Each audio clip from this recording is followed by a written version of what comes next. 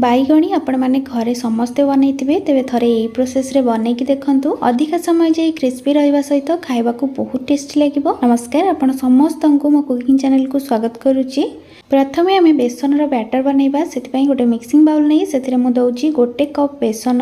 बैगणी को क्रिस्पी करबा पई सेतिरे दबा 1/4 कप चावल रो गुंड, तापर इथिरे दबा आधा छोटो चम्मच हळदी गुंड, गोटे छोटो चम्मच लंका गुंड, स्वाद अनुसार लूण पकेबा। परे आमे बैगण रे मध्ये लूण पकेबा सेति पई एठी आपण देखिकी देबे। तापर एठी मु गोटे चम्मच जुआणी नेइची, जुआणी को एम्ति हाथ रे घसिकी दे दबा। जुआणी दबा द्वारा टेस्ट भलो आसीबा सहित हजम मध्ये भलो हि थाए। तापर एठी मु छोटो खंडे अदा और गोटे कंचा लंका को छेचिकी किछि धनिया पत्र दे दबा और शेष रे इठी मु 2 पिंच बेकिंग सोडा दउची।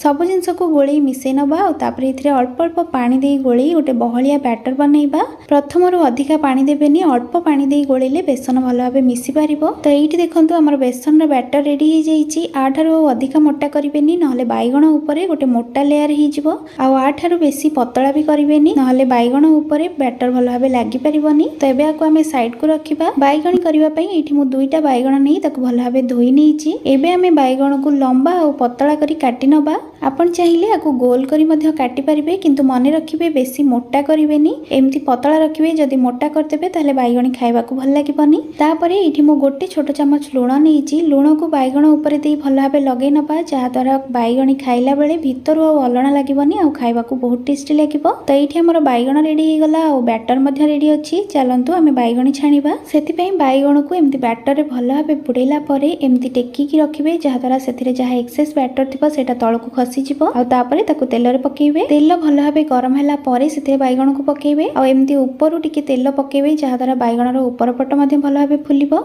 एठी आपण देखि परथिबे बैगण केते बढ़िया भाबे फुलिछि। तो मीडियम फ्लेम रे किछि समय एपट सेपट करी छाणिला परे एठी हमर बैगणी हे गलानी। एबे को हमें काढी दबा और सेम प्रोसेस रे बाकी बैगण गुडी को मध्य छाणी नबा। बैगण रे लूण गोळेला परे ताको बेसी समय रखिबेनी, संगे संगे छाणी नेबे नहले सेथिरु पानी बाहरी बैगण नरम हि जिवो। आपण चाहिले बैगणी ऊपरे अल्प किछि कळा लूण पकी खाइ परिबे, बहुत बढ़िया लागिबो। ताहाले घरे एम्ति बनै खांतु। और वीडियो भल लागितिले लाइक करिवे और चैनल रे नुवा देखुतिले सब्सक्राइब करबा को भूलिबेनी। धन्यवाद।